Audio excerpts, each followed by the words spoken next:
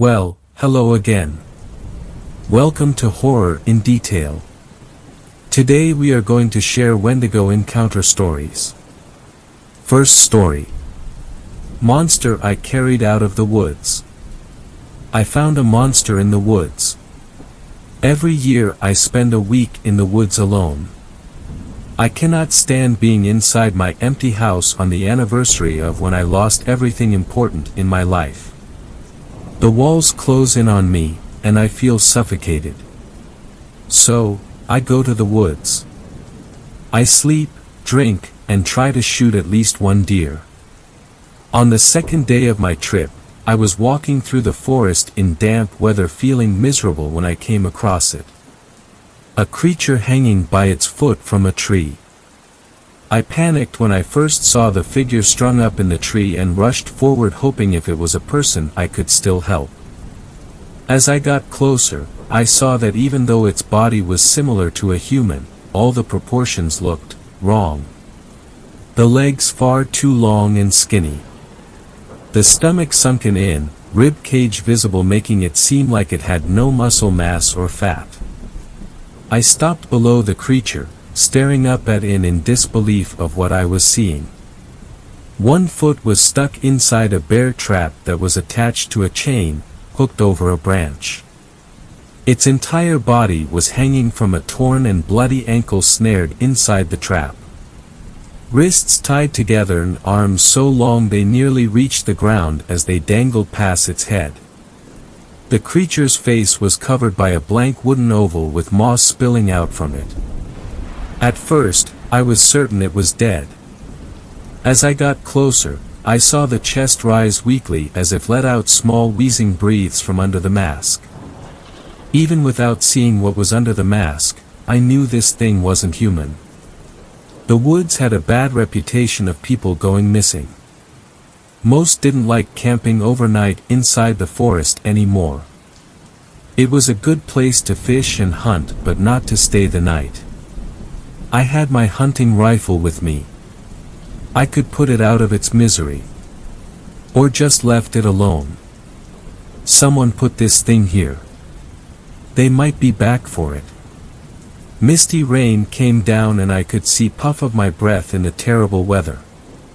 My feet cold and fingers stiff. It would get dark in a few hours. I should go back to my camp and get dry or else I would get sick. Or leave this damned forest before any more of these creatures came for me. Instead, I did something only an insane person would. I placed my gear on the ground to climb the tree to get the creature down. It was the middle of the night when the creature stirred. I'd treated the wounds the best I could. Getting the bear trap off without cutting my hand took almost an hour to do. Dragging the lanky thing back to camp worn me out and I still needed to dry the creature off and wrap up its wounds. The damn thing better appreciate what I did for it. While I waited for it to wake up, I sat by the fire, sitting under a tarp to keep dry. I let the monster I'd dragged back use my tent, keeping the flap open so I could keep an eye on it.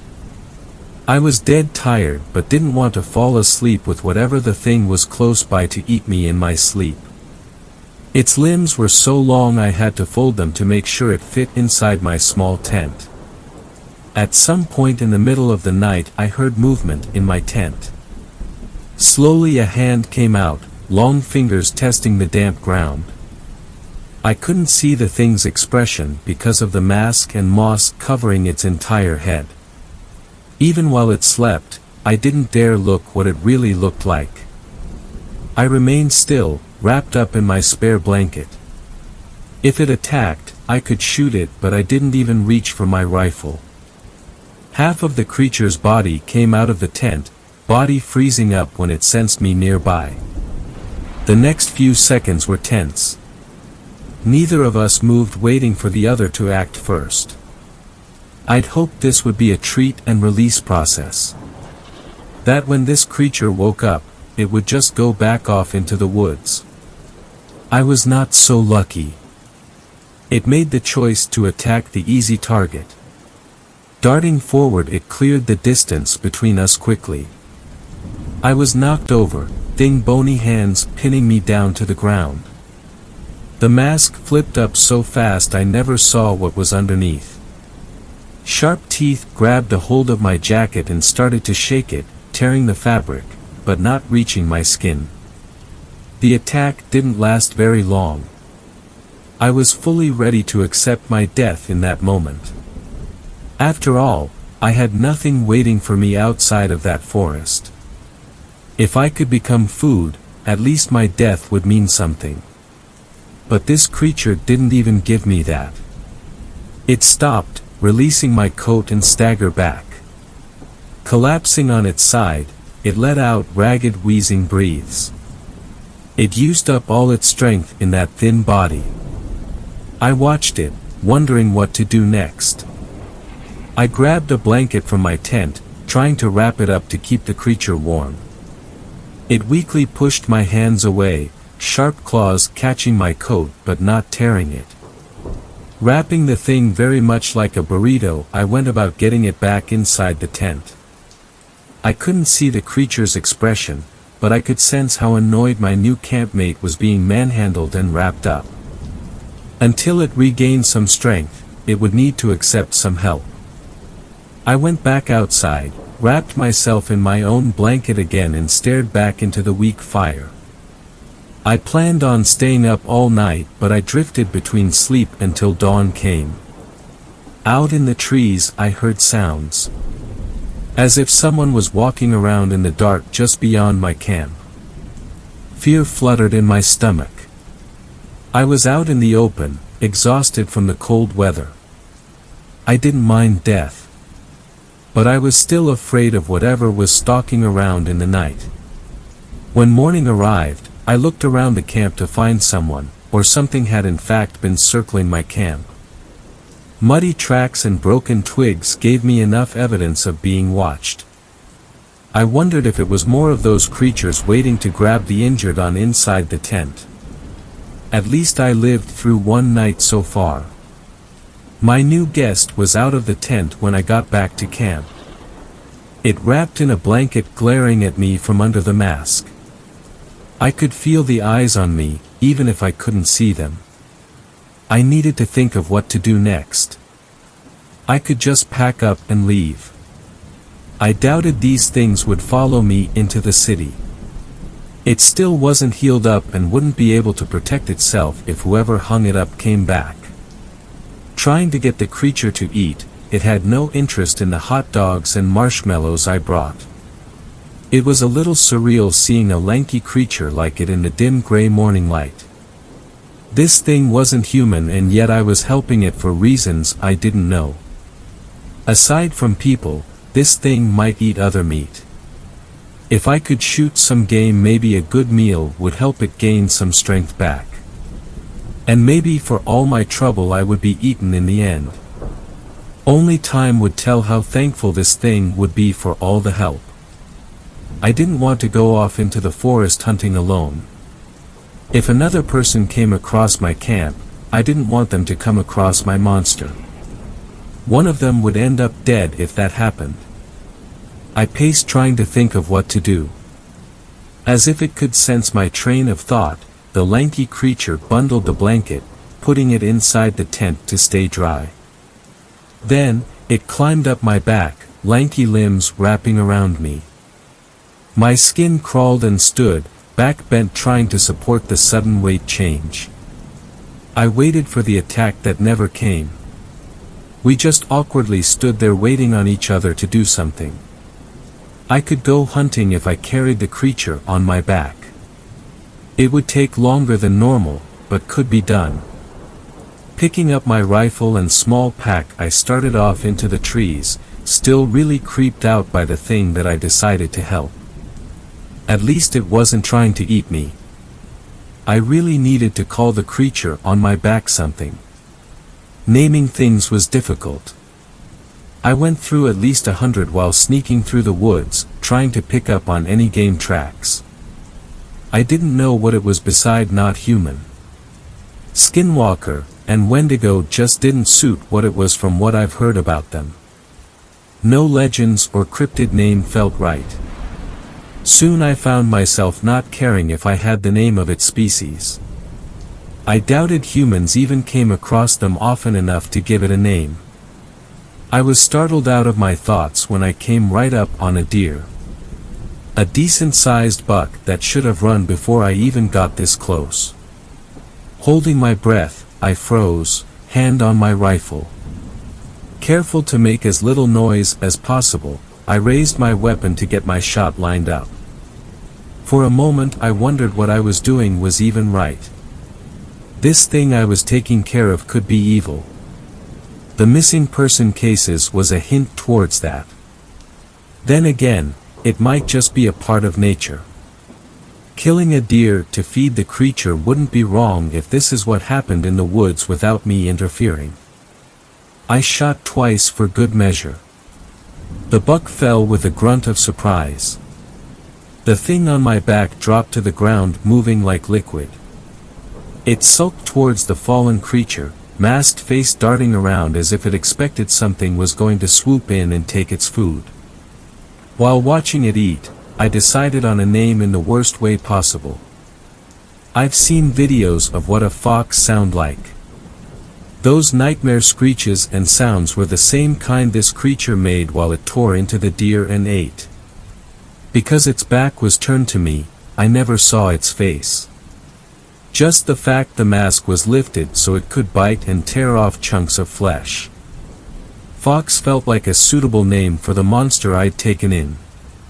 Fox, I said mostly to myself, trying the name out.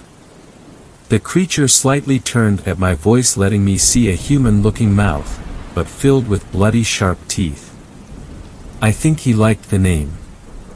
Fox ate through the entire deer with insane speed. Even after devouring through pounds of meat, he was still skinny enough for me to see his rib cage. It was a mystery where he put it all. Gathering up the larger bones, he followed behind me back to the camp. At least he could walk now, although limping and trailing behind. He crawling mostly on all fours even though he was holding bones in his hands. I led him to the river first so he could get cleaned up in the cold water, and I refilled some of my bottles to boil later. When we arrived back at camp, Fox gnawed on a rib while reluctantly letting me look at his injured ankle. It healed so much I knew he would be fine by tonight or tomorrow. Watching him chew though his bone stash, I wondered yet again what I was doing. Not only did I not leave him to die, I'd named him. There was something seriously wrong with me if I could get attached to a creature like this. You can eat me, you know. I told him, not knowing if he knew what I was saying. Fox looked over at my voice but didn't pause in his gnawing. Bone under his moss blanket covering his face. Strangely enough, I wasn't scared of him. I'd already accepted my death for a while now. If he wanted to eat me next, I would almost welcome it. The rest of the day I let him wander around camp, and I kept the fire going and took a few short naps to catch up on sleep. When night fell, the fear of death finally came to me. I was inside the tent while Fox stayed beside the fire. I'd heard noises from outside and carefully crawled out from my sleeping bag to try and see the source. It sounded like a few people walking just outside where the firelight could reach. Fox tensed up, looking ready to attack if needed. I found my rifle, taking it into my hand as silently as I could. My eyes adjusted to the darkness and I could faintly see forms similar to Fox moving around in the trees. There was more of whatever he was in this forest. I stood waiting for them to make a move, rifle pointing downward. I didn't want to shoot one if they only showed up to pick up a missing member of their pack. One was brave enough to poke its head into the light. It was low to the ground, lanky elbows pointing up. It also had a blank wooden mask, but it had a mane of tangles branches covering the upper half of its body. For a second, I thought I spotted glowing eyes inside that heap of wood staring daggers at me. Well, go on, I whispered to Fox, trying to encourage him to go and rejoin his group. Almost like cats, they got closer to each other on all fours, backs arched, studying and doing a half circle around each other. Other creatures appeared, watching the exchange, each having a mask of wood with some sort of pile of forest debris covering their faces. Some stood on two legs, making them almost 8 feet tall, other on all four, ready to swiftly run forward if startled. It looked like it was going well. Fox got closer to the other creature and reached a clawed hand over as a gesture I didn't understand. In a blink of an eye, they both flew into a flurry of motion. Horrible hissing and garbling cries came from the tangled pair, thrashing, trying to kill each other. My heart sank and a pit of black fear opened up my stomach. Fox healed up a bit since he was with me, but he wasn't strong enough to fight off the newcomer, let alone all the ones in the woods watching. I accepted I would die, but I was not able to let Fox die with me. I lifted my rifle and aimed it away from the fight. I fired it off into the woods, aiming at nothing. I hoped the sound would make them stop, and it worked. The one creature stopped to look around for the sound. Fox kicked the other aside and scrambled to me as I ran over and stood between him and the other pale form. The newcomer was covered in scratches, dripping in blood. Fox looked worse. His arm broken and countless cuts on his thin body from the brief fight. Getting between them, I received a fast long cut to my arm, but it was nothing compared to what Fox went through. I pointed the rifle towards the monster on all fours, ready to fire if needed. It stared at me from behind that faceless mask. The other creatures didn't move. I heard Fox shuffling around behind me, but I didn't turn to see what he was doing. When the other creature turned its head away from me to watch Fox, I finally did the same. He'd taken off the faceless wooden mask from his hood of moss and tossed it into the fire in front of all of us. The wood gave off a high-pitched shrieking sound as if it was an animal dying. Black flames shot up, spewing into the sky for a few seconds until the noise died down. The mask was burned up completely. Fox sat next to the fire, nursing his bad arm. Slowly the creatures around us started to leave one by one until the one that attacked Fox remained. It sat, blood dripping from its wounds. Finally, it too, turned and left us. My arm bleeding and rifle feeling heavy.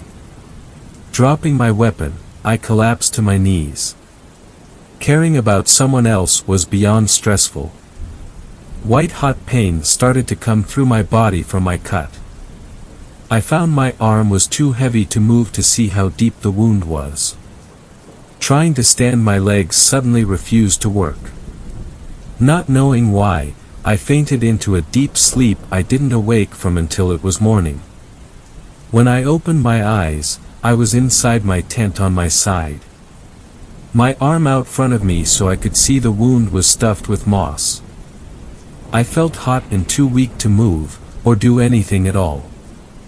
I couldn't even move my fingers. Pain came in waves as I tried to ignore it.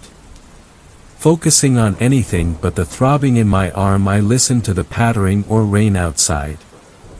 The light was gray and impossible to tell what time it was. The tent flap open, letting cool air and misty rain come inside the tent. Fox must have been the one to put me in here, but he didn't know how zippers worked. My energy fading, I fell asleep again. The next few days I knew I was dying. Whatever got into my cut was nasty. That creature easily being able to kill with one strike of its claws. I slept most of the time, far too weak and feverish to move. Fox would keep me hydrated by lifting my head to let me drink from my steel water bottle I brought along. But the water tasted muddy. He was getting it from the river, not knowing to boil it. His efforts might just kill me faster. In my fevered dreams I was tormented by the truth that haunted my every waking hour. The reason why I wanted death so badly, even though I was too much of a coward to do it myself. I wasn't there to hear the car accident, but was still plagued by the sounds. My mind repeated the sound of the officer knocking on my door at 4 in the morning to awkwardly tell me the news. His first time saying such tragic words to another person. And I knew it was all my fault. 5 years ago, I cheated on my wife. A one-night fling. I did not have a good reason aside from I just felt like it. I told her knowing I would be unable to hide it. She very understandably got upset and left the house to her brother's place 4 blocks away. They both drank and insulted me. Something I rightfully deserved. To this day, I don't know why they decided to drive back home that night. She was too drunk to drive, but her brother thought he was fine. It was only 4 blocks away from our home, and yet they got into a 3-car pileup from people leaving the bar for the night. Everyone in my wife's car died that night. Everyone else in the other cars were lucky enough to receive injuries they could recover from. 3 people died. My wife, her brother, and our daughter in the back seat of the car. I went to sleep when she left and wasn't even aware she took our daughter to her brother's place with her. All because I made one decision to go home with a woman I thought was attractive. A whim killed 3 people. I needed to live with that fact for the rest of my life. Delirious from the fever, I could barely keep my eyes open. I saw Fox sitting next to me, his form blurry in my weak state.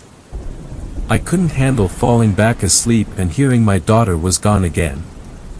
Please. Kill me. I begged him in a voice barely above a whisper. He didn't react for a long time. The longer I looked, the more I noticed he was slightly different. More human. His proportions not as lanky as before. He leaned in and I saw instead of the moss covering his face he replaced it with torn-up fabric that was once my clothing. He didn't keep it together with glue or thread. My tired brain wondered how the heaps of cloth stayed on his head. Reaching over he took my arm, now red and infected from the cut. It caused a jolt of pain that almost knocked me out again to rattle my bones. Lifting my hand to his covered face, Fox lifted some of the rags to reveal a mouth of sharp teeth. Without any hesitation he took my pinky finger off in one bite. I let out a soft scream, struggling to stay awake. Letting my hand drop, his long fingers came into view moving directly to my throat. Darkness overtook me. I died. Fox choked the life out of me. Then, he gave some back. It's something beyond anything I could ever understand of how it happened. And I don't think I ever need to fully understand it. I woke up, scar on my arm, feeling better than I had in years. Aside from being stiff, my illness left me. I was still inside my tent, rain softly hitting against the outside. Looking to my side, a bundle of blankets was taking up most of the space. Peeking under them, Fox was curled up. He moved from his nest being disturbed but didn't wake up. I left him alone, climbing out of the tent trying to get the kinks out of my back. It was still damp, but I was glad to be in the cool air outside. A few minutes passed after I came out and I took stock of everything. My pinky was still gone but wound healed along with the cut on my arm. Aside from my clothing being torn apart by Fox, nothing else touched the camp while I was out of commission. I was wondering what I should do when crunching of twigs drew my attention. A pair of men stood wearing raincoats over wet gear. Both with rifles over their shoulders, unable to keep them dry. I thought I saw some chain poking out from one of their overpacked bags.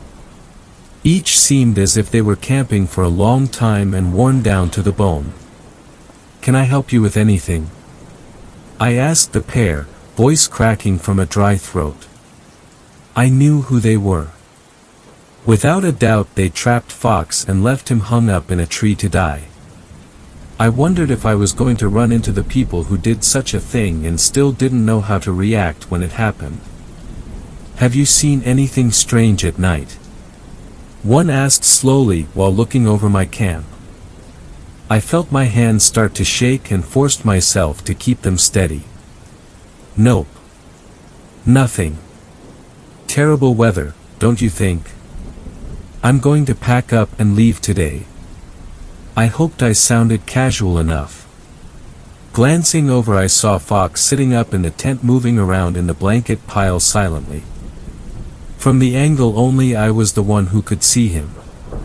The two men looked at each other as if trying to decide something. If Fox saw them, would he kill them? Would I let him after what they did? If we let them go back into the forest, these two would kill more of those creatures. I was sure of that. Whatever was in the woods, they hunted them down. And I found that I didn't care. I didn't save Fox because of what he is. I saved him to give myself a reason to keep going. He was special because I'd named him and made him special. They hurt him before he became that. If they left, I wouldn't go after them. But if they dared trying to harm Fox now, I wouldn't hesitate in killing them. Either they were too tired to deal with me, or I looked natural enough for them to believe my lie. All right, take care of yourself, the older one said with a small wave of his hand. I watched as they left, still holding my breath. Fox poked out his head covered in rags directed towards the men who was already gone.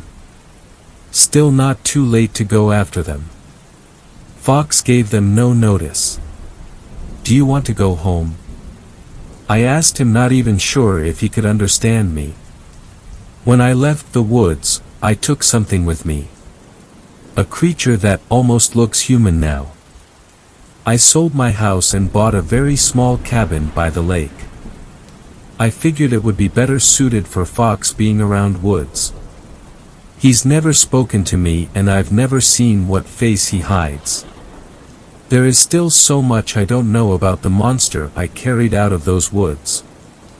The only thing I do know about him is he's now my reason to keep living. I never needed a good one, I just needed something. Second story. This story was shared by you/spaghetti_Mercury. Stay away from the Bead Ranch. I considered not going to my friend's housewarming party. If I hadn't, I would have never known the horror that was sitting right up the road. I'd have never heard the strange story of the Bead Ranch. Pronounced BD. Another one of my friends got married. Another one bites the dust. It's become more and more common in recent years. This time, it was my childhood best friend Tiffany. Tiff met Joe days after arriving on campus during her freshman year of college. They fell in love quickly. He seems like a great guy and I get along with him. Shortly after getting married, they found a place relatively closer to where Tiff works. She is extremely intelligent and has a great job. The commute was crazy though. The place was still almost an hour away from her work, which was better than her previous commute. It's about 2 hours from our hometown where I still live. It was a bit of a haul to go to their housewarming party, but I did tell her that I wouldn't miss it for the world. The party was okay and I saw some old friends. I was happy to see that they were happy. They found a nice little place on a lake that they apparently got a great deal on. The party was run-of-the-mill and I didn't care much about it other than hanging out with Tiff and Joe. I decided that I wouldn't drink because I had to work the following morning and would need to drive home that night. I met their new friends who are locals of the area. Andy and Lauren were a friendly couple and they stayed to the end of the night. It was after most everyone had left that they told me the story of a family who lived nearby. A story I initially struggled to believe. Everything was winding down and it was just me, Joe, Tiff, and their new friends from the area, Andy and Laura. We were all sitting in a circle, smoking pot and shooting the shit. You don't care at all what religion the president is? Andy asked the group. Why would I? Tiff laughed. It could be a religion that practices human sacrifice. Andy laughed. Okay. Okay, do you care if the president was gay? What reason would there be to care? I laughed. I couldn't care less who the president wants to get with as long as they're, you know, adult humans. Same way it doesn't matter to me what anyone cares to eat. As long as it isn't human. Well, make sure to stay away from the old Bead Ranch then, Andy replied. Why? I asked. Do they have gay presidents that eat people? Andy was chuckling, but his face turned serious strangely quickly. Laura had a very serious look on her face. You guys haven't heard anything about the Bead Ranch? Andy asked Joe and Tiff. Nothing. Why? Tiff asked. Shit, I'm surprised the realtor didn't say something when you moved in here, Laura said. Oh God. What is it? Joe asked. The Bead family, Laura somberly replied. There was a weirdly tense moment after she said that. Neither Andy or Laura were laughing in the slightest. After a short pause, Laura told us the story. Fay Hollow, the town directly to the west of us just a few minutes down the road, is all owned by this very strange and reclusive family. I think it's considered a hamlet, because it's not big enough to be considered a town. It's basically just a big chunk of land with one old dirt road going through it. From all accounts, it's not very good land either. It's mostly all swamp with a small river that runs off from the lake. People who've been there say it's just ugly. You've never been there? Tiff asked. We know better, Andy replied. Joe and Tiff both looked a little spooked. Laura took a long sip of her drink and then continued. Some years back, the town wanted to build a highway through some of this area. There were plans to build a factory here. They were planning on bringing in new businesses. Most of the people around here were all for it. Outside of the nice houses on the lakes, it's historically been a very low-income area. There just isn't much nearby and there aren't a lot of job opportunities. Yeah, my commute is like an hour now, Tiff said. Still worth it for a nice affordable house on the lake. For those of us who can afford it, Laura said. There are plenty who can't. There were a lot more back then. The population used to be much higher here. Now it's primarily summer homes or people who have really long commutes. Tiff almost looked like she felt guilty or had taken some offense. Laura quickly got back to the story. Most locals were excited about the highway and all of the new businesses that might come. Everyone who needed to sign off on it did, aside from the beads. Locals who would need to move were offered much more than market value for their homes. Most of them felt like they won the lottery. The Beedies wouldn't budge though. Their family had owned that chunk of land for generations. They dug in their heels. People were pissed. Laura paused again to get another drink. So let me guess, the townspeople raced over there with pitchforks and killed them?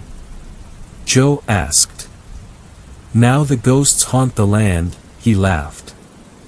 Was I close?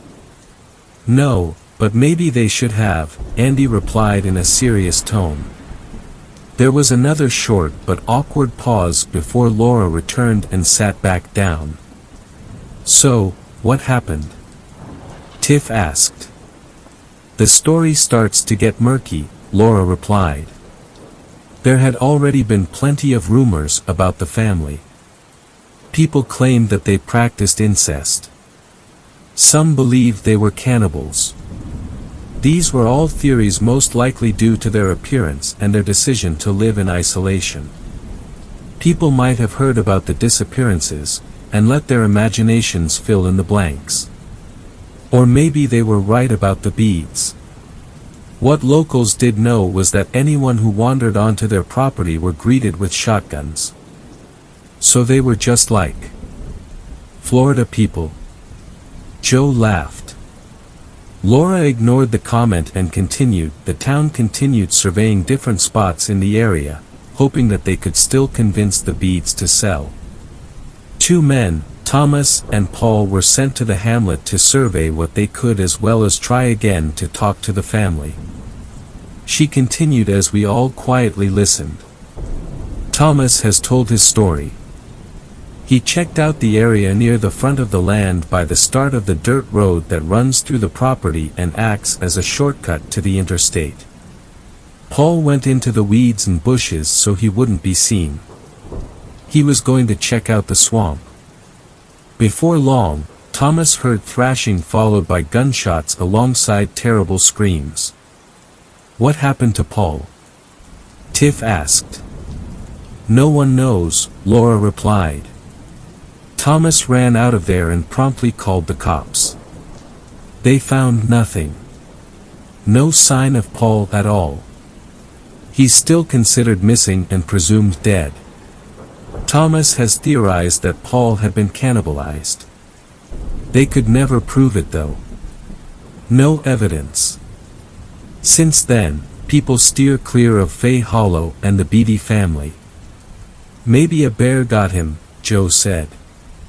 Maybe, Laura replied. There were others though. Some are on record as missing. Some are just stories. But it seems like every few years, someone goes missing near the Bead Ranch. It's enough to make locals steer clear. Is it really a shortcut to the interstate? I asked. It's a straight shot, Andy said. The dirt road ends about a mile from the on-ramp to 86. It would seriously take at least 45 minutes less to get there than the main roads. That's why they wanted to build the highway. I laughed. People really won't take that road because they're afraid of this family. People don't want to get shot, Laura replied. That, or something worse. The stories could have been exaggerated, but the disappearances are very real. What keeps random people driving through from going down that road? I asked. The turn to the road is at the end of a road with a dead-end sign at the entrance. There isn't a reason for most people to go down there. There's also no trespassing and posted signs everywhere leading to it. I had friends who went down there and took pictures. It's really creepy. The dirt road doesn't fully show up in the maps either, so most people don't know that it goes to the interstate if they're not from here, Laura replied. Your friends went to the ranch? Joe asked. Just to the edge of the road, Laura replied. They knew not to go any further, not to trespass. Kids at school called it the Bleedy Ranch. Sounds like those Bleedies stand their ground. Joe laughed. Something like that, Laura quietly replied. I was very skeptical. I asked them, have you guys ever seen this family? Just the youngest one, Andy replied. She used to come in about once a week when I was working at the gas station up the road. Bought a lot of gas. She's actually pretty cute, in an Amish sort of way. That's messed up, Laura said, looking mildly irritated. Not as cute as you. Andy laughed. No, I'm talking about how people think she might have been kidnapped. The beads don't associate with anyone outside of their family, and she sure doesn't look inbred. Some people think she was kidnapped when she was a baby and raised as a bead. I don't doubt it, Andy replied. The topic of conversation changed shortly after that, but I couldn't stop thinking about this place. Could I really cut 45 minutes off of my drive home? It's such a long, boring drive. It was crazy to me that people would avoid a shortcut like that just because they've seen too many scary movies. About a half hour later, I knew that I needed to leave. I was already looking at a night of very little sleep. I had an important meeting and presentation at work in the morning. Joe and Tiff tried to talk me into staying, but I simply couldn't. Hooray for work. As I reached the top of their long driveway, I stopped for a moment and thought about Fay Hollow. They warned me not to take the shortcut, but they didn't have a long drive ahead of them. I looked it up in maps on my phone. Laura was right about only half the road showing up on there. Looking at the map though, it didn't seem like there was any logical place for it to end aside from where they said it did. My main concern was getting to the end of the road and finding out it didn't actually come out by the interstate. I figured that if the road was a dead end, it would only add an extra 20 minutes or so to my trip. If I had to drive the long way, I wasn't gonna get any sleep either way. I decided to opt for the shortcut. I followed the map to the road with a dead-end sign at the entrance. I started slowly driving down it. It wasn't long before I started seeing no trespassing signs and posted signs on the trees. There weren't any houses on this road, and it seemed to lead straight into a swamp. I got all the way to the end before I saw the turn to Bead Road. The turn was somewhat hidden by weeds and bushes. The cement ended and the dirt road was tough to see in the dark at first. There was a gate, but I could see from the car that it wasn't locked. The gate and surrounding trees were absolutely covered and no trespassing signs. I have to admit that I was a little creeped out. The excessive amount of signs in front of the dark dirt road made me slightly uneasy. As did seeing the sign for Bead Road. This means that the family isn't fictional. I considered it for a minute and decided that the creepiness of the road itself is probably where these stories come from. I remember being a kid and assuming any creepy-looking, boarded-up, or run-down house must be haunted. Sometimes our imagination gets the better of us. Not tonight though. I had come this far and I was taking this shortcut. I got out and walked over to the gate. It was an old rusty X-shaped gate, just big enough to prevent cars from getting through. It creaked loudly as I swung it open. The sound echoed through the eerily quiet night.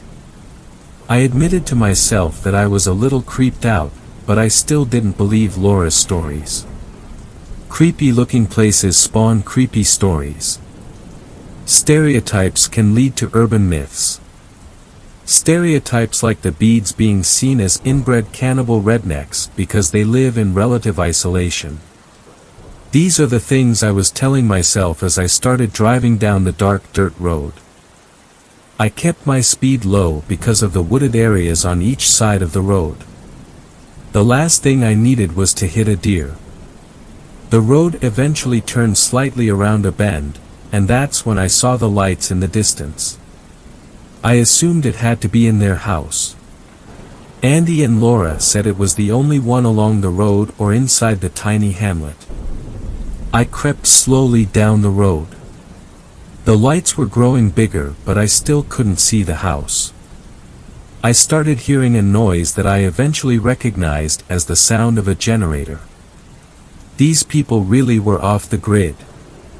I started wondering where they got the money for gas to power the generator, where they got money for food, supplies, etc.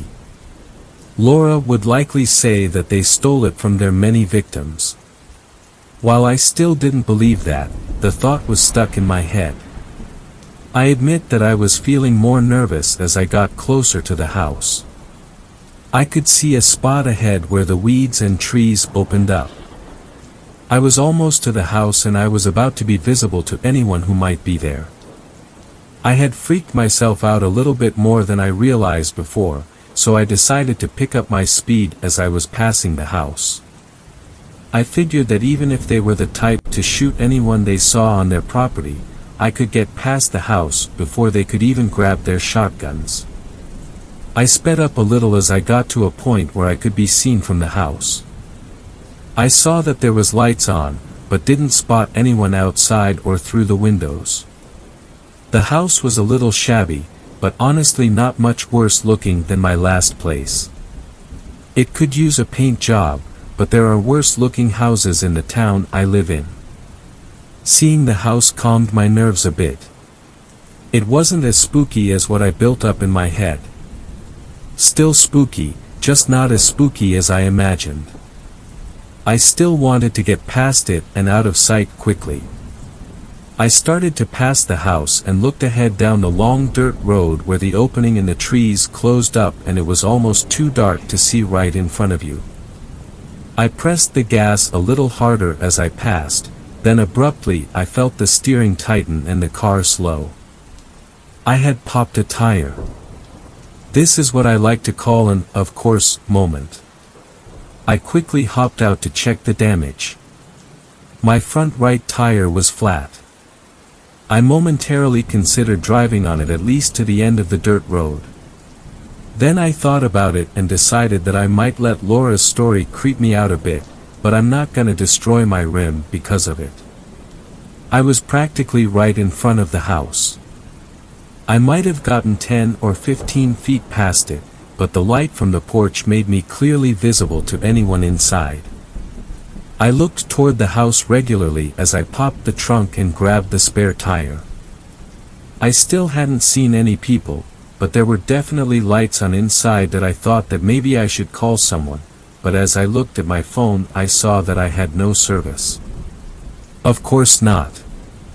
I was in a swamp in the middle of nowhere. As I was rolling the tire from the trunk to the front of the car, I spotted something strange on the ground. I used the light from my phone to get a closer look. I felt a chill when I realized what it was. It was a small piece of wood with several nails driven through it. The nails were straight through and unbent, sticking straight up. My tolerance for coincidence was fading. It looked like a man-made item, specifically put there to pop someone's tires. I shined my phone's flashlight a little further up the dirt road and noticed another one, then another, then another. I walked maybe 20 feet ahead and found more than a dozen of these little spike strips, a minefield of pointy objects. The feeling of panic started rapidly growing. I'm not sure if the plan was to jump in the car and drive it on a flat or if I was going to try to change it as quickly as humanly possible. It didn't matter though. When I turned around and looked back toward the house, I noticed a man coming from the house toward me. I could just see his silhouette as he went from walking to running. I quickly realized that he was wielding something and he started to yell. Panic immediately took over. I had idiotically walked too far from my car, so I turned and started running further down the road. I didn't know why they were laying down homemade spike strips and I didn't want to find out. To me, everything else could been chalked up to coincidence. Not the spike strips though. As I started to run, I could hear the man yelling but I couldn't make out what he was saying. My heart was racing and I had no idea where I was going or what I was planning to do. When I looked back, I saw a second man coming out of the house. He was standing directly in the porch light for a moment and I could see clearly that he was holding a rifle. He yelled as well but I couldn't make it out. Then he also started running toward me. I couldn't believe what was happening. I felt stupid for taking the shortcut despite a direct warning not to. I could already feel my sides hurting. I was running short of breath. I had no plan. All I could do was run and hope that the men chasing me either gave up or lost track of me. I considered cutting into the swamp, but I figured they probably knew their way through it better than me and it would only slow me down. I felt helpless. I could hear them continuing to yell and scream as I started to feel like I couldn't run anymore. The only word I could make out was, "Stop." At this point, I wasn't looking back to see if they were gaining on me. I was just trying to force myself to keep running. I tried to fight through the cramps, shortness of breath, sore legs, and dizzy feeling. Then I abruptly felt a sharp pounding pain in each side of my rib cage. I was stopped dead in my tracks as my head and arms flew forward while the rest of my body stopped. Momentarily. It was dark and I couldn't tell what was happening at first. I could only focus on the searing pain I felt. I realized that something was wrapped around my torso. It felt like marble when I touched it. I could barely see it in the dark and in the frenzy, but I could tell that it was large. The pain intensified as I was lifted off of the ground. Whatever had a hold of me flailed me around more than 10 feet off of the ground. I could see the two men had made it almost to me and stopped. The man with the gun began firing shots. I couldn't see what he was shooting at as I was being thrashed around in the dark. After he fired about 3 shots, I was thrown to the ground. The one man was throwing rocks and other random objects. I looked up and saw what had grabbed me. It was unbelievable. I tried to crawl back despite a few likely broken ribs. I looked up to see a massive humanoid creature. It must have been 25 feet tall. It was tough to tell as it was standing in the swamp water. It had a long, skinny body and lanky arms with a kind of claw at the end of each. The claws were like ant mandibles that connected at the tip rather than fitting flush when closed. It was one of those claws that it had grabbed me with. I'm lucky the claw didn't close flush, because I wouldn't be here to tell the story if it had. I continued slowly crawling backward as the two men fought off the creature. As the man with the gun tried to line up a shot, the other flashed a light at the creature. This was the clearest I was able to see it. It had 2 very large eyes that seemed to extend halfway around its oval-shaped head. Its skin was a dark gray or black. Its head was more of a grayish blue. The eyes were black with a fluorescent, thin blue ring around the edges. Everything happened so fast. The man with the gun told the other guy to try and distract the creature with the light as he reloaded. The man flashed the light in the creature's face, then pointed it toward the trees hoping to grab its attention. It didn't work. The next few moments are seared into my brain. I was first distracted by a young woman yelling and running toward us from the house. I continued dragging myself in terror before I looked back. The man with the rifle was attempting to reload when the creature spiked down through his torso with one of the large claws. It pierced straight through him and into the ground underneath. The creature quickly turned its attention toward the guy with the light. He started to turn and run before the creature grabbed him the same way it had grabbed me. It swung him back and forth before slamming him into a tree. I screamed in horror as the creature then picked up his lifeless body and pulled it toward its face. Its mouth opened like a flap, revealing a circular mouth filled with multiple spiraling rows of teeth. It pulled the lifeless man close. Then its mouth seemed to extend out a few feet in a bizarre fashion. It devoured the man in what felt like less than a minute. The woman made her way to me and helped me to my feet. The creature picked up the other man's body and prepared to eat him as well. The woman helped me walk toward the house. She told me that the creature was injured, and wouldn't chase after us. I didn't know if she was just saying that to calm me down though. When it felt like we were at a remotely safe distance, I had to stop for a moment. I puked on the ground next to me as I tried to process what I had just witnessed. I forced myself to continue walking with the aid of the woman, and we made it into the house. I couldn't catch my breath. I was sobbing. She was holding it together much better than I was. It took a minute for me to realize that I had just unintentionally gotten 2 of her family members killed. I started apologizing profusely despite not knowing exactly what had happened. She continuously said, "Relax, and, it's not your fault." I babbled in my panic. I screamed, "They were trying to help me. It's my fault." The young woman introduced herself as Lily. She was a pretty girl, probably in her mid-20s, wearing old-timey looking clothes. She assured me that she didn't believe it was my fault. I had no way of knowing what was lurking down that road. I still felt an insurmountable amount of guilt. I wanted to save an hour or so on my drive. So I trespassed on clearly posted property. She said that we would talk once I calmed down. She got me a glass of water and a few painkillers for my ribs. I was cut open on each side, but the cuts weren't too deep. I would find out later I had multiple cracked and bruised ribs. The physical pain was so far in the back of my mind though. I felt that I had gotten 2 men killed. I was still trying to understand what that thing was. Lily was very pleasant to me. She was very kind, especially considering the circumstances. It turned out that the 2 men were her uncles.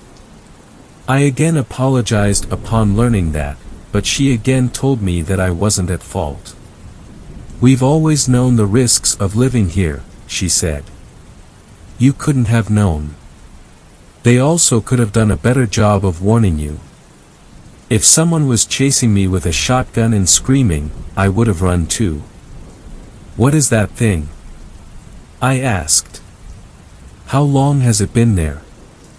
"It's been there longer than I've been alive," Lily replied. "It saved my granny years ago when she was in trouble. She believed that she had a bond with it. Granny passed last year. She bought this land years ago after discovering the creature.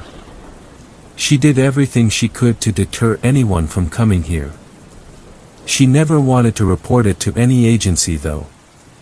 She felt that it had just as much of a right to live as we do. She claimed that it wasn't trying to hurt anyone, but would protect itself if it felt threatened." I wanted to ask follow-up questions, but I sat quietly and listened to Lily. "We have never known if the creature is a new species, an experiment of some sort, or even an alien. We know that it's been injured for years and doesn't move far from its spot. It seems to need the water to survive like a fish. It manages to get everything it needs from the swamp. We give it treats here and there and our leftovers, but it seems to survive just fine without us. It has been for over 40 years. That's why your family didn't sign off on the highway." "Yes," she replied. "The creature saved Granny, and she knew it would be killed and most likely experimented on if she told anyone about it. Granny was nervous about people anyway, so it was easier to just keep it a secret. I've always known the risks. My uncles did too. I'm so sorry." I repeated again. "Don't be," she softly replied. "Just relax and get some rest. I'll answer all your questions in the morning." "Thank you. Would you like to watch a movie?" she asked. I was a little surprised they had a TV, let alone movies. "Yes, we have movies," Lily laughed. She popped in Jurassic Park and I tried to relax as the painkillers started to kick in. She watched the movie with me for a while before heading to bed herself shortly before Dennis steals the dinosaur embryos. I eventually was able to fall asleep and slept soundly until the morning. It wasn't before I looked out the window about 50 times, trying to catch a glimpse of the creature again. The morning came and I felt as though I'd been hit by a train. I could smell bacon and realized that Lily had cooked breakfast. I was grateful, but still uncomfortable being treated so nicely by someone whose family members I essentially got killed. I hoped for a brief moment that it had all been a dream. I thought about the work meeting and presentation that I was missing, but I couldn't even begin to force myself to care. Learning of the existence of this creature is so mind-blowing that going to work felt so insignificant. I saw another glass of water and another painkiller on the stand and promptly took it. I then got up, ready to go change my tire. Lily walked into the living room. She insisted that I eat breakfast before I go. I agreed with little resistance. I had already missed work. Once I get cell service, I'll probably have 30 missed calls.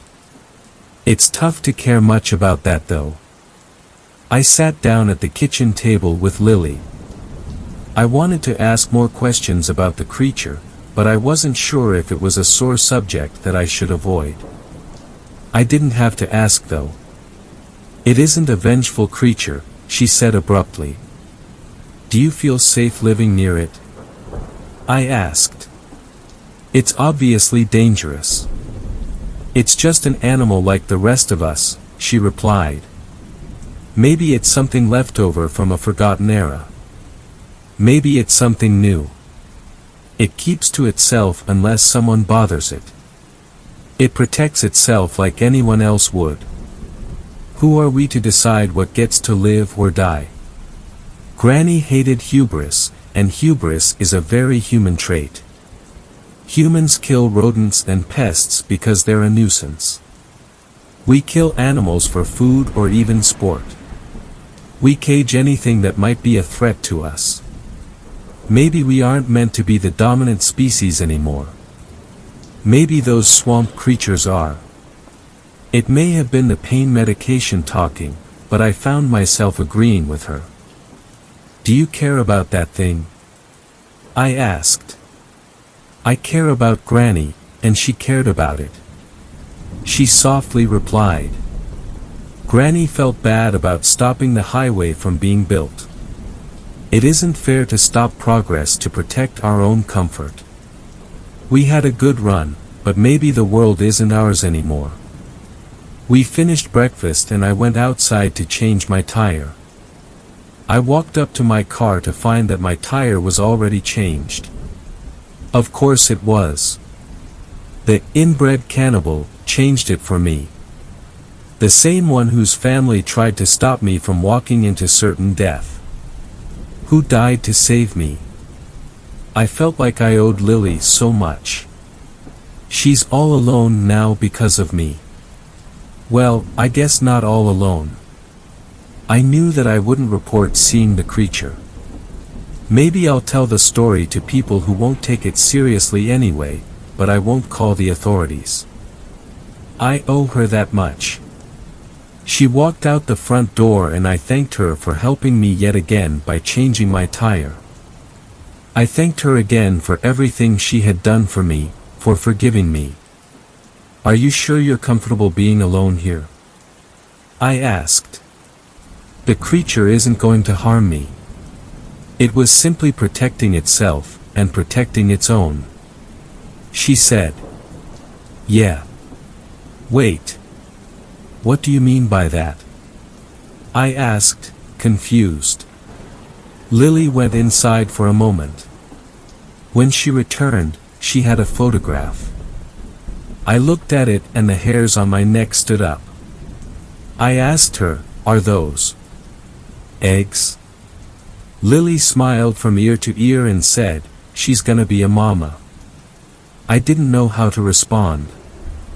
I initially tried burying the thought in the back of my mind. I gave Lily a hug and we said our goodbyes. I started driving back the way I came along the dirt road, now content to go the long way. It probably takes hundreds of years for those creatures to grow to adulthood. She said that one had been there for decades. I won't even be aware of them in my lifetime. At least that's what I keep trying to tell myself.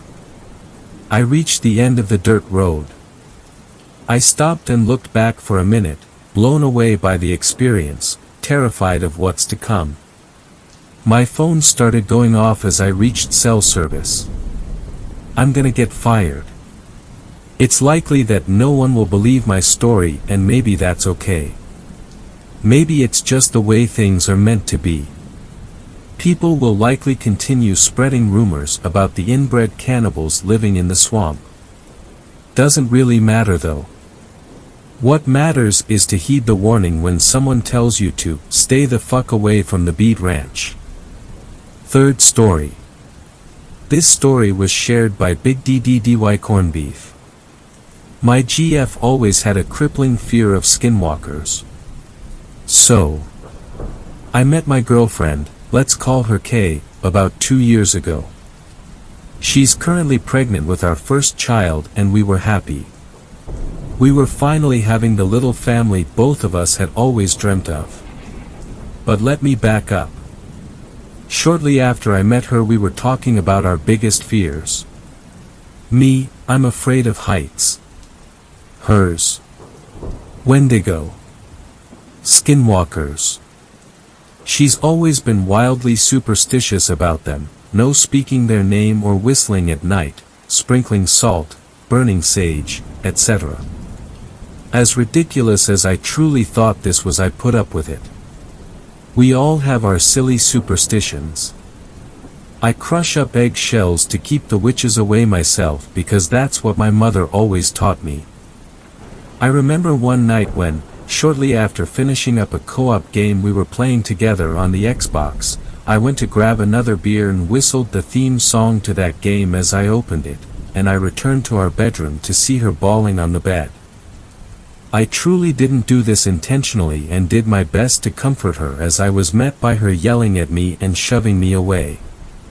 So we just went to bed and I decided to take it a little more seriously from then on out. We went on and never mentioned that situation again, but on my 23rd birthday we went out to a steakhouse to have dinner.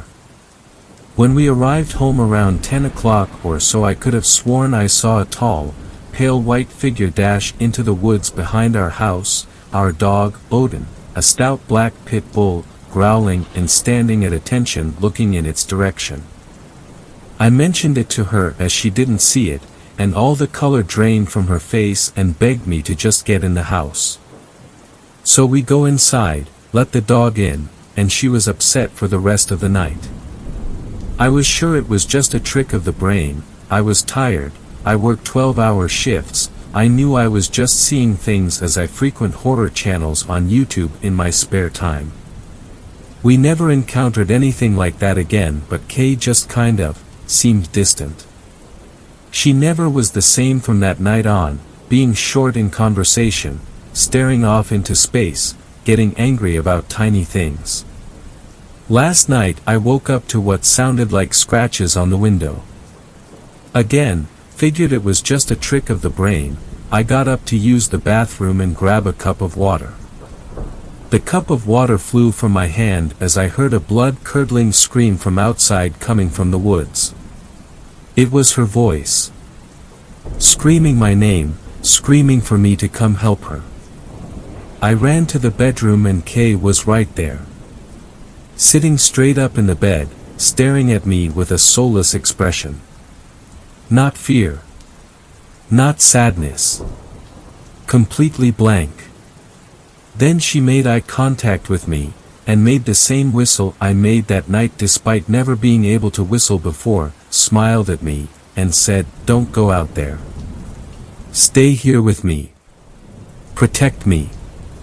In almost a mocking tone, that sick smile not faltering. I laid in bed horrified, didn't sleep at all. I don't know what to do.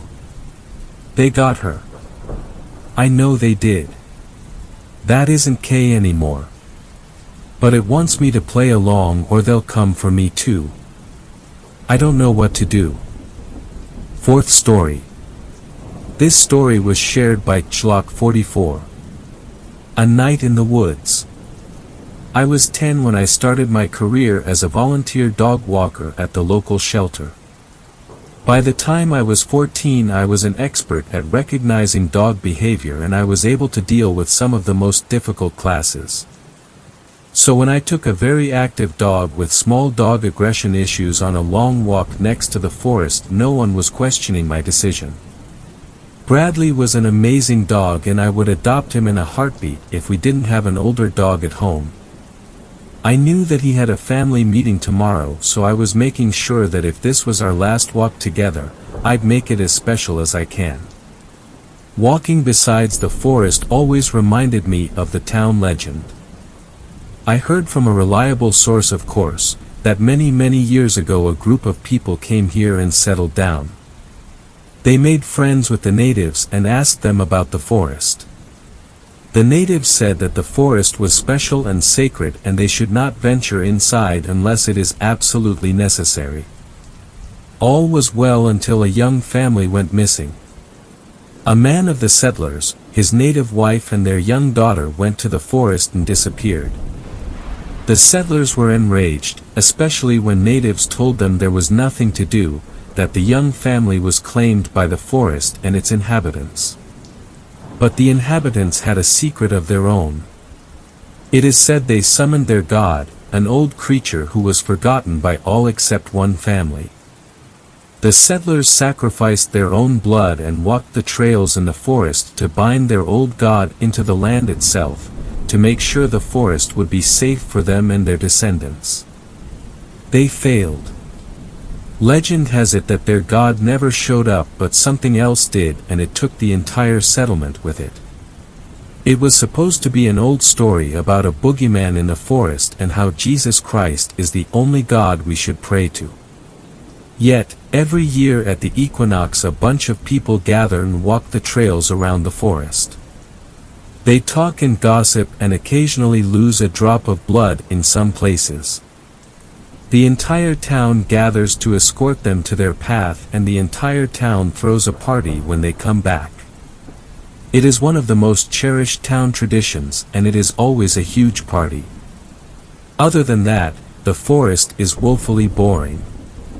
We have an occasional missing person, an occasional corpse, we had some drowned college kids in the lake, but nothing that would say sacrifice to the old god or nothing in a certain time period. I myself walked the trails several times with my parents or my sister. It was simply a nice tradition to remember all the people who lived here before and will live here after us. Of course, when I asked what happened to the natives after the settlers disappeared, I was met with a very generic answer. They moved somewhere south and met their end during one of the massacres. I continued to question how we know the legend then, of the summoning of the old god. My own mother shushed me and simply said that maybe someone survived and that I need to stop asking stupid questions. And so I did. I loved the forest, especially when walking next to it. It had the most amazing walking path, wide and well taken care of. I could even take rollerblades and run the dogs on the path if I wanted to. I was thinking about just that when Bradley started barking. That's when I noticed that someone with dogs was walking straight to us. Bradley was especially bad, so instead of making things hard, I decided to make a turn right and walk into the forest. Bradley was so surprised that he didn't complain and simply followed. It was a beautiful autumn afternoon, sunny with a slight wind and the trees were making their swooshing noises. I stopped to pet Bradley, telling him what a good dog he was, when I heard singing. I stopped breathing for a second. It was probably some other walker, singing on the walking path. But it was coming from the other direction, deep into the forest. I turned around and the path was actually quite far already. But one of the trails was right there, so I decided to take the trail and follow the voice. For the life of me I could not understand what it was singing. It must not have been in English, because the further I walked down the trail, the louder the singing became. The trail led me all the way to the lake. It was not a very big lake, more of a pond if I'm honest, but people love to call it the lake. There were a bunch of picnic tables, an old grill, some children's toys and a rock, where you could jump into the lake from. Everyone goes to the lake once in their life, but it was especially known as a teenage makeout spot. Of course, being only 14, I knew fairly little about that. I sat on the bench under a tree, still not very close to the lake, just barely off trail, when I noticed a man walking down a different trail. He was looking very ragged and not dressed for a hike in the forest at all. He also seemed to be following the same song as me. When he came closer to the lake, that's when I noticed her.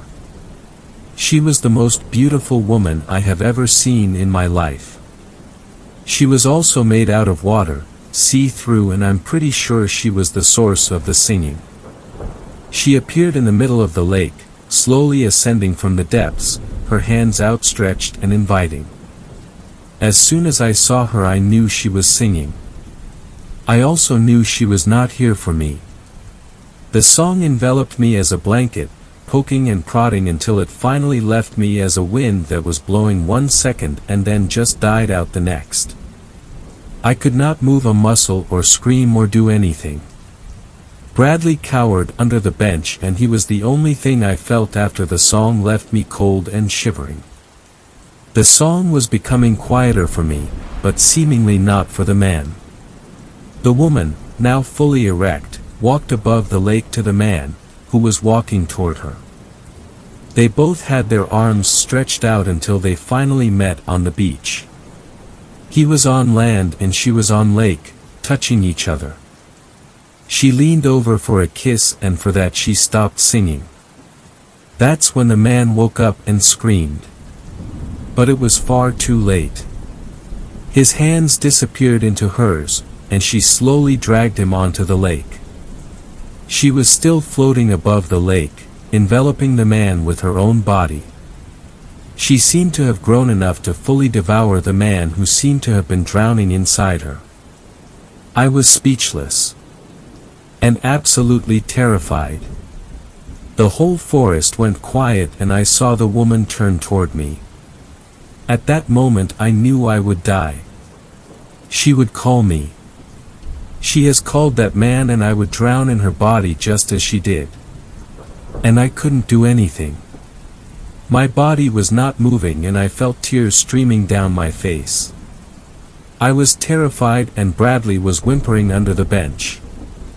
She came as close as she could while staying on the lake and smiled at me. Her face was absolutely angelic while her body was drowning the poor guy. She put her fingers on her lips, implying me to be quiet, and slowly descended back underwater. I don't know how long I sat on that bench. When I looked up, it was dark and the full moon was reflecting over the lake. My tears were drying on my cheek and I just realized I could move. I ran. I forgot about Bradley and his leash, I just ran.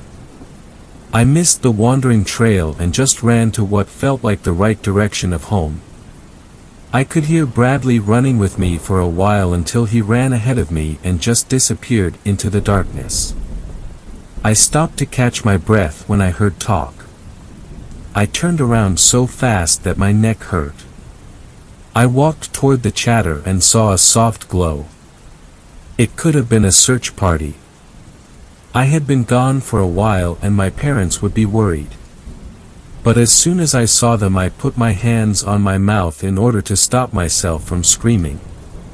3 women dressed in black, a pyre on the side and a fire circle in the middle, they were chanting and dancing. I stood there with my mouth covered, unable to move for the second time today. They were absolutely mesmerizing. I have no idea what they were saying, but the fire was dancing with them and the land shook when they stopped. They laughed and pointed in the middle of the circle when it started to crack. Steam was rising from the crack and it got bigger and bigger. These women were ecstatic and jumping up and down. I took a step back and hit a tree, but I could not avert my gaze. A long hand appeared from the crack. Long black skinny hand grabbing the earth to pull itself up. I had had enough, so I turned around to quietly run away, but even that was blocked by yet another sight. Flames were bright enough to illuminate a big monster standing in my way. 8 feet tall, humanoid but wrong looking, like his features were too long to be right. His arms were like ape arms reaching all the way to his knees. It didn't notice me as it was entranced with the women in front of him. I prayed to the old god, the new god, to the moon and the stars that it wouldn't notice me. It was entranced by the witches. But as the creature from the crack clawed its way out, steam was pouring out more and more. The monster in front of me got jittery. It turned its head and noticed me. I stayed still. It took a long look at me and then looked at the witches. It turned toward me again as if it was thinking about who was easier prey. It opened its mouth and I saw row after row of sharp teeth. That's when it uttered a word. Hungry. It jumped. It was so quick it was like it just disappeared. 1 second it was in front of me and then it was just gone. Screaming was what finally got me looking at the flaming circle again. I only saw 2 women now screaming and pointing at something in a tree, but it was too far and too dark for me to see exactly what they were pointing at. But the creature in the flame circle did not care. Several hands were out and the circle was half gone, clearly expecting something bigger to appear. But it was also closing fast and hands were disappearing one after the other, until just one very long one remained. The remaining 2 women weren't watching, but I was. The long black arm shot out as fast as a snake and grabbed one of the women. It started to pull her through what little of the hole remained and it was pulling her fast. As soon as the last woman noticed, she screamed and ran to her rescue. She tried to grab her hands, trying to stop her from being pulled down, and I guess it helped a bit. Maybe, just maybe she could be fast enough to stop her friend from going through fully, so only the black hand would be trapped in what was left of the hole. But the black hand grew claws and pierced through the flesh of the first woman's chest. The screams that followed were horrendous, more of a gurgle than a scream. The second woman fell on her stomach and was now dragged on the forest floor, following the first into the hole. Laughter filled the air. Laughter of creatures that should never walk the earth, laughter that sounded like 1,000 tiny screams, laughter that makes your ears bleed and makes you think of hell. The second woman finally let go when only the arms of the first were visible. She let go and the first woman disappeared. The hole filled up and nothing but a clear circle remained. The last woman standing was hitting the earth with both hands, crying and pleading, half in English, half in a language I did not understand. I'd had enough. I turned away from it all and ran away. I had to be careful, half running and half walking in the dead of the night and only the full moon as a light. Though, I was determined to move away from the craziness of that forest. It was Bradley's bark that saved me. It must have been at least a few hours since I last saw him, but I heard his bark as clear as the bell and I followed it.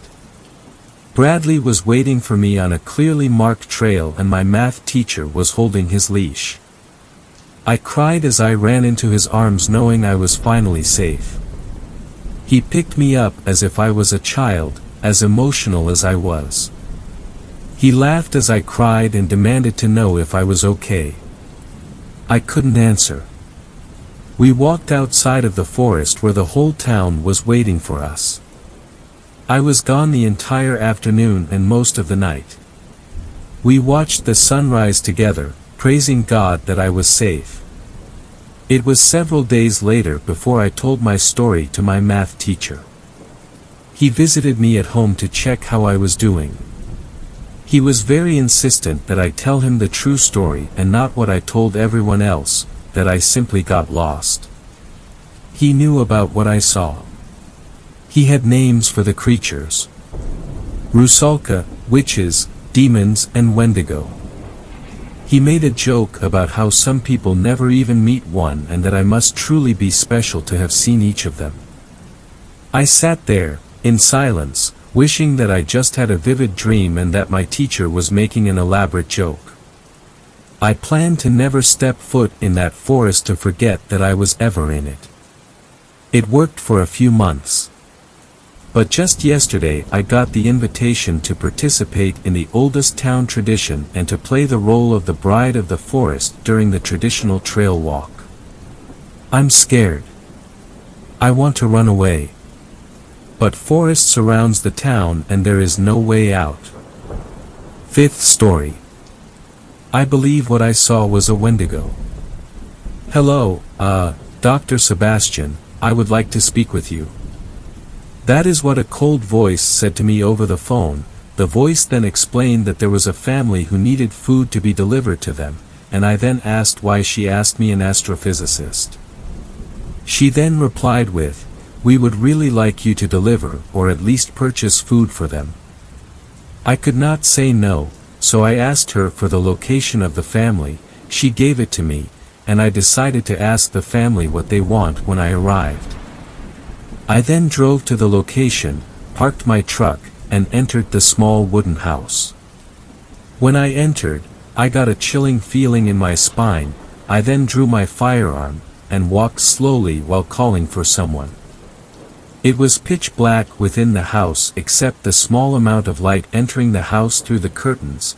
I then walked into their kitchen, and that is when I froze in fear. There it was sitting with its legs crossed, looking at me. It was as tall as me sitting, and I'm around 6 feet 5 inches in height. It had long talons, it was skinny, its skin was gray, and its eyes were almost as white as light, but far less bright. I could see its rib cage, and then it spoke. It said in a child's voice, "Hello, Dr. Sebastian, how are you?" I screamed like a Viking in the midst of war, and shot it 8 times in the heart. Its scream sounded like an Aztec death whistle. I ran back to my truck, and left. I knew that thing is what I spoke to, and I knew if I were to tell my friend, he would show up with his entire team, and they would have been turned into its dinner. That is all I can remember, but the way it looked at me screamed, "I have ascertained your soul, and there is nothing you can do about it." I visited the location 2 years later with my mates. The place was in a horrible state, the wall had scratch marks, there was urine everywhere, and the only thing we could smell was the urine and blood. As I stepped into my apartment I got a weird feeling. My roommate then greeted me. She asked me what I had done, and I told her that I went with her brother and our friends to an old cabin. 2 hours later, while I'm trying to sleep, I hear a tapping noise. It was coming from my window, and I knew something was wrong. My apartment is on the 2nd floor. There are no trees for at least 10 to 20 meters, and most trees in the area are short. I did not even dare to move, and then my roommate came into my room. "CB, do you have toothpaste? Because I have run out," she said. She then looked at the window, and the tapping speed increased. "Don't move," I said. After 2 hours, the sound stopped, and we both slept in the living room.